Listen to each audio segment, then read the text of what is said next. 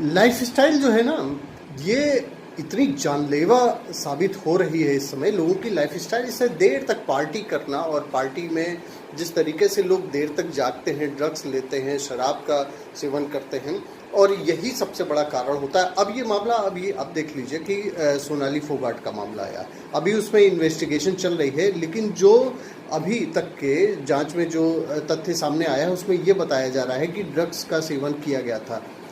ये भी कहा जा रहा है कि ज़बरदस्ती जो है ड्रग्स जो है पिलाए गए थे, उसमें कोई लिक्विड ऐसी थी वो मिला कर दी गई थी, जिससे जान चली गई सोनाली फोगाट की। ये पहला मामला नहीं है, सोनाली फोगाट ही केवल एक इशू नहीं है, सुशांत सिंह राजपूत का भी मामला था। ये जो टूरिस्ट डेस्टिनेशन जितने भी हैं ना, ये बने हुए हैं, एक अड्डा बन गए हैं ड्रग्स पेडलर्स के लिए, एक अड्डा बने हुए, और वहाँ भरपूर मात्रा में ये जितने भी कैसीनो टाइप के होते हैं, कैफ़े होते हैं, ये छोटे छोटे जगहों पे ये कल्चर आता जा रहा है। गोवा की बात नहीं है। और आप देखिए कि बहुत ही कम एज में लोगों को हार्ट अटैक हो रहे हैं, उनकी लाइफ स्टाइल इतनी खतरनाक होती जा रही है। जिम में भी जाते हैं, लेकिन सब कुछ जो सप्लीमेंट्स लेते हैं वो इतने खतरनाक होते जा रहे हैं। तो जो एक नॉर्मल लाइफस्टाइल होनी चाहिए उसको ना अपना के लोग अलग तरीके की लाइफस्टाइल अपना रहे हैं, और ऐसी चीज़ों का सेवन कर रहे हैं जो लोगों के लिए जानलेवा होती जा रही है। सोनाली फोगाट की बात कर लें।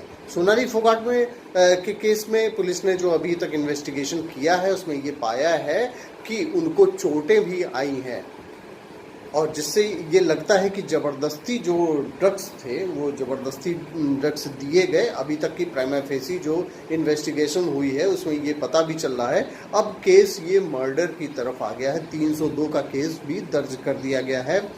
सीबीआई इन्वेस्टिगेशन की भी मांग की जा रही है। लेकिन सबसे बड़ी बात ये है ना कि ये जो पार्टी का दौर चलता है ना, लोग अपनी जो लाइफ स्टाइल को इस तरीके से बना रहे हैं अपने को हाई सोसाइटी का दिखाने के लिए, जो रात में पार्टीज करते हैं ना, उसी में सबसे ज़्यादा क्राइम होता है। अगर उस पर लगाम लगा दी जाए, लोग अपनी आदतों में सुधार लें और रात की पार्टियों में जाने से बचें, तो खतरे भी बहुत कम हो जाएंगे। बाकी तो ये लाइफ है, कभी भी कुछ भी हो सकता है, लेकिन अपने तरफ से जिन चीज़ों को अवॉइड किया जा सकता है वो किया। अब बताइए, सोनाली फोगाट की अभी एक छोटी सी बच्ची है, सोनाली फोगाट के हस्बैंड का डेथ पहले ही हो गया, और ये बच्ची अभी इतने ही समय में अभी अनाथ हो गई है।